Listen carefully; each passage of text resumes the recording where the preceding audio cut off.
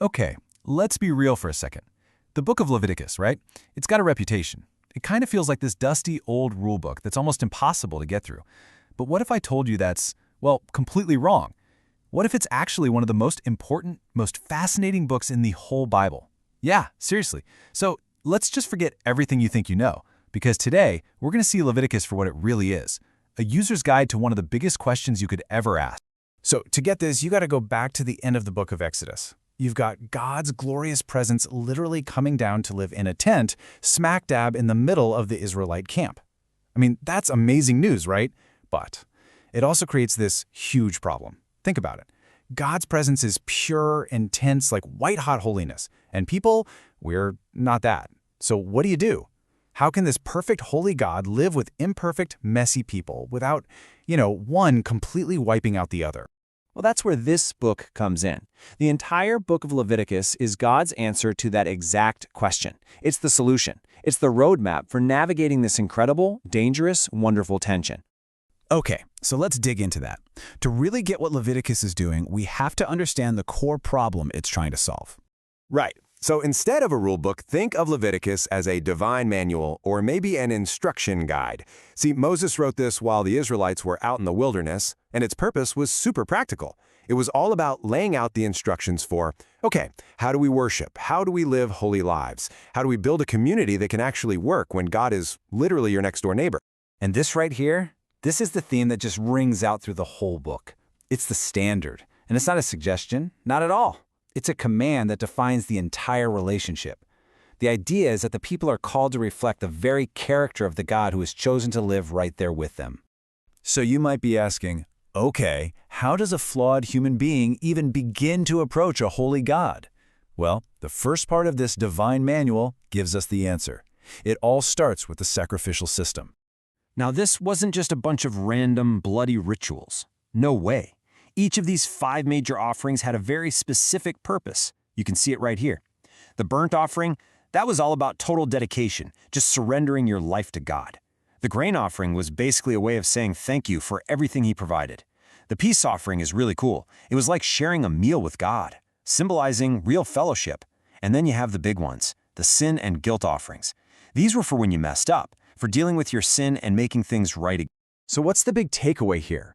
The entire system was designed to teach one crucial lesson. Sin is serious. It's not something you just shrug off. It literally breaks the relationship with God.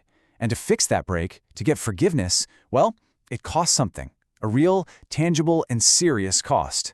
Okay, but this whole holiness thing wasn't just about what happened at the altar. It had to spill out into every single part of daily life. And to make that happen, you needed leadership and some really clear guidelines. This is where the priests come in. Aaron and his sons, they were the mediators, the ones who stood in the gap between the people and God. But listen, this was not just some cozy job with a corner office. It was a role with immense responsibility, and it was dangerous. They had to follow God's instructions perfectly, to the letter.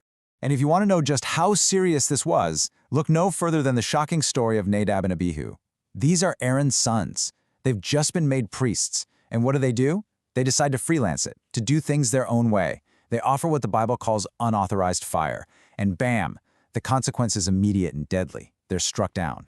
The lesson could not be more clear. You don't improvise with God's holiness. You approach Him on His terms and His terms only. And those terms, they went way beyond the tent of meeting. They reached into every corner of life. There's this section in Leviticus called the Holiness Code, and it covers, everything. What you eat, personal hygiene, rules for skin diseases, sexual morality, even things like justice and compassion and loving your neighbor. The point was that holiness wasn't a church thing. It was an every moment of everyday thing. So all of this, all these rituals and rules, it all builds to a climax. It builds to the single most important day of the entire Israelite year. This was the moment when the nation's sin problem was dealt with, all at once. This day was called Yom Kippur, the Day of Atonement. And at its heart was this incredibly dramatic ritual with 2 goats. So first, the high priest goes into the most holy place, the very center of God's presence on earth, something he could only do on this one day.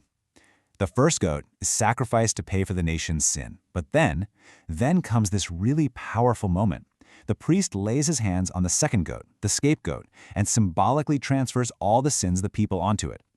and then that goat is sent away deep into the wilderness, literally carrying the community's sin away with it. It's such a brilliant picture, right? The two goats represent two sides of the same coin of forgiveness. The sacrifice goat deals with the penalty of sin. The price is paid in blood. The scapegoat deals with the pollution of sin. The guilt is physically removed from the camp. It's a complete cleansing, inside and out. Okay, so if you're coming at this from a New Testament perspective, you're probably thinking, all right, interesting history lesson, but what does any of this, the goats, the priests, the sacrifices, have to do with me today? And the answer, which is amazing, is everything. You see, the New Testament writers are crystal clear about this. The entire, complex, elaborate system in Leviticus was never meant to be the final destination. It was a shadow. It was a blueprint. It was like a giant flashing neon arrow pointing forward to something or someone else, pointing to its ultimate fulfillment in Jesus. Just think about the sacrifices. In the Levitical system, they were endless. Day after day, year after year, they had to be repeated. They were temporary fixes. But what Jesus did on the cross, that was a one-and-done, permanent, final sacrifice. It was enough for all sin, for all people, for all time, period. And it's the exact same story with the priests. The high priests back then were just guys, right? They were mortal, they have their own sins they had to atone for before they could even help anyone else. But Jesus, he's the perfect, eternal high priest. He doesn't need a mediator to go to God for us, because he is the mediator. So what's the bottom line? What does all this fulfillment mean? It means the curtain in the temple, the one that physically separated a holy God from sinful people, was torn from top to bottom. Because of Jesus, because he is the fulfillment of everything in Leviticus, we don't need that complicated system anymore. We get to have a direct relationship with God, all based on this grace. Okay, so that brings us right back to the beginning, doesn't it? If Jesus fulfilled it all, then why bother with Leviticus? Why not just skip it? Because the deep truths it teaches are absolutely timeless. Leviticus hammers home that God is holy, and you can't just treat him casually. It screams from every page that sin isn't just a mistake, it's profoundly destructive. It shows us that grace is not cheap, forgiveness requires a real sacrifice. It teaches us that holiness is for every single part of our lives, not just an hour a week. And maybe most beautifully of all, it shows us what God has always wanted, from the very beginning, to live right here with his people. And that brings us full circle, right back to that central command, be holy because I am holy. For an ancient Israelite, that meant following all these rules for ritual and moral purity. But for a follower of Jesus today, it means something even deeper. It's a call to reflect the character of the God who hasn't just come to live among us, but now, through his Spirit, actually lives inside us. So that really leaves us with one final big question to chew on, doesn't it? If holiness today is all about reflecting God's character, his justice, his compassion, his love, out in the world, what does that actually look like? In our jobs, in our families, in our communities. That's the challenge that Leviticus, this ancient user's guide, still puts right in front of us today.